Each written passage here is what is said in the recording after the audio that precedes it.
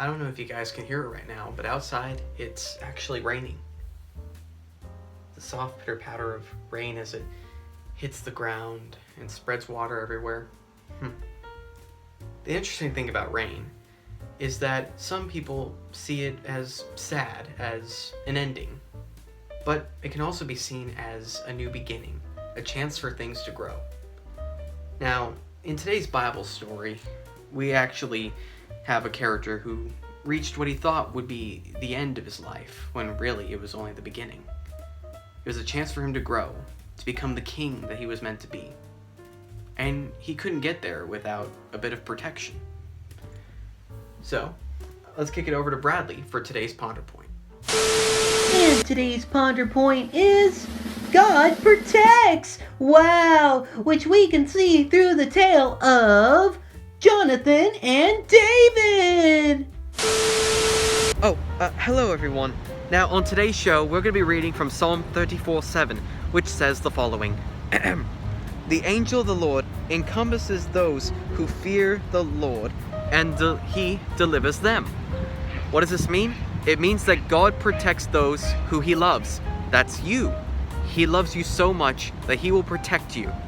I hope that really helps you out today, and we're going to continue on to the next segment. G'day mates, my name is Sammy. Now on today's show, we're going to be talking about the word protection. Yeah, that word right there. So anyway, protection is what we use to protect ourselves in battle, whether it be armor, or shields, or even swords, or even a multitude of different weapons. But you see, God does not need to use any of that. Why? Because he's all-powerful, all-knowing, and best of all, he loves you. He wants to keep you safe, and in fact, he protects you every day of your life without you even noticing. Kind of interesting the more you think about it. Anyway, I hope you all have a great day. Now if you excuse me, I need to take all this armor stuff back where I found it. Boingy, boingy, boingy, boingy, boingy. Oh, hello there everybody! Now on today's show, the question that I was asked to answer is, who are Jonathan and Saul? Okay, well, Saul was a biblical king, originally sanctioned by Samuel to lead Israel. However, he didn't exactly measure up to the standards. In fact, he did a sacrifice that he wasn't supposed to.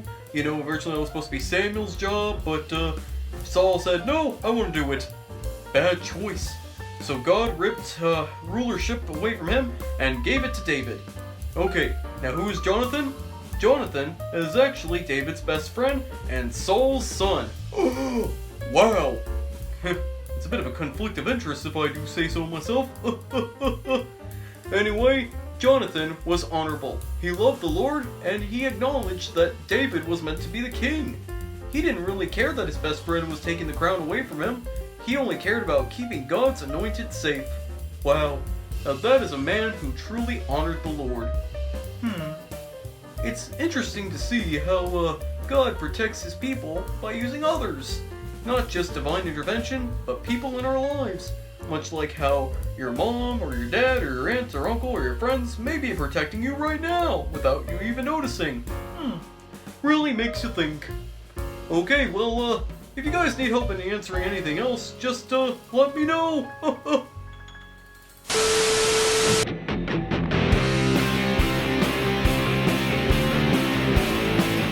Hello, welcome to ESPMX, your premier Muppet Sports Center. On today's show, we're going to be covering football, one of America's favorite pastime sports. Anyway, we're going to kick it over to Bradley in the field. Bradley? It has been such a marvelous day out here at the football field. As you can see, there is a lot of action about to take place. We're really looking forward to it. Anyway, they actually asked me to be a, what was it called again? Lineman on the field. It is quite a fun experience, and oh, I think I see the ball coming this way. Hello, fellas.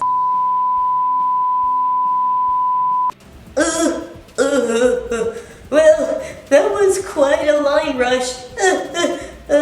Oh wow. You know, I really begin to doubt my abilities here on the field. From all of us here at ESP. Oh, there's a unicorn again. Oh! Oh, that looked like that really hurt. Remind me to send Bradley with a backup camera next time.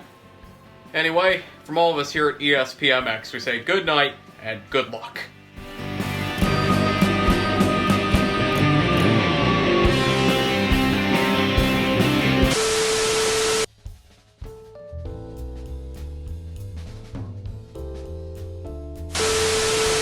Hello guys, it's great seeing you all here today. Now on today's show, I'm gonna practice archery since it relates to the big God story.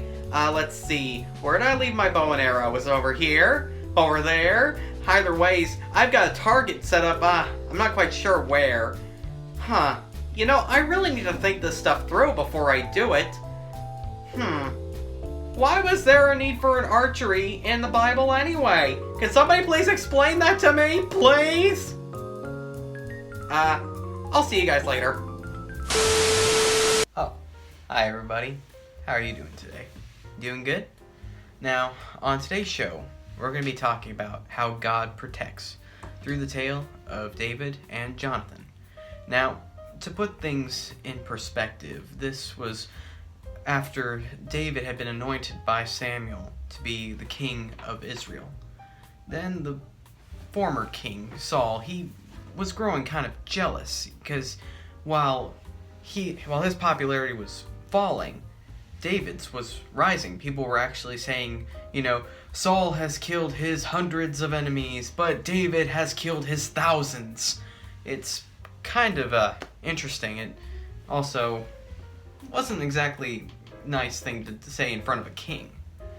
Now, it got so bad that Saul actually threatened to kill David. He was like, I gotta put an end to this. I am the only true king. Which, we all know that was not true.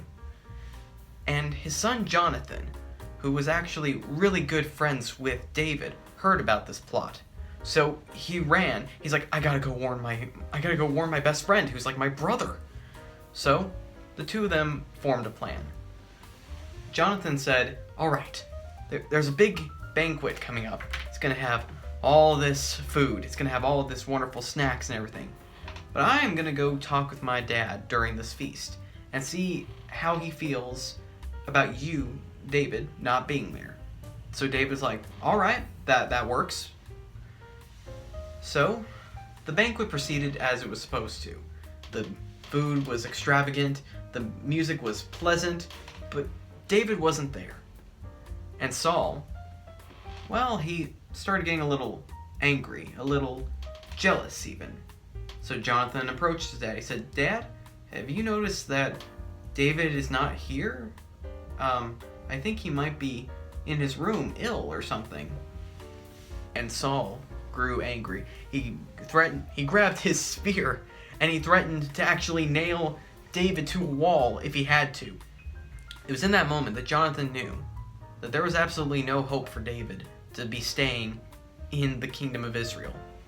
So he sent out a warning to David using an arrow, much like this right here.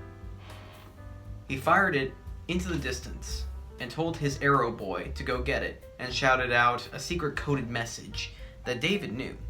And it told him, run, my father is going to try and kill you. And so the two friends separated. They never saw each other again after that moment. And in fact, Jonathan later died in battle along with his father Saul. But David became king, and he made sure to show kindness to Jonathan's son by allowing Jonathan's son to stay in his kingdom, in his castle, for the rest of his life. That's showing some true gratitude. You see, God will put certain people in your life to keep you safe, to protect you. So be sure to be on the lookout for the people in your life that maybe might need protecting, because who knows? Maybe God is using you to protect them. I hope you all have a great day. Hello guys, and welcome to my new segment, Mikey Explains, where I will be explaining concepts known only to the Bible. Ah! Hey! Watch where you're throwing those arrows! Ah!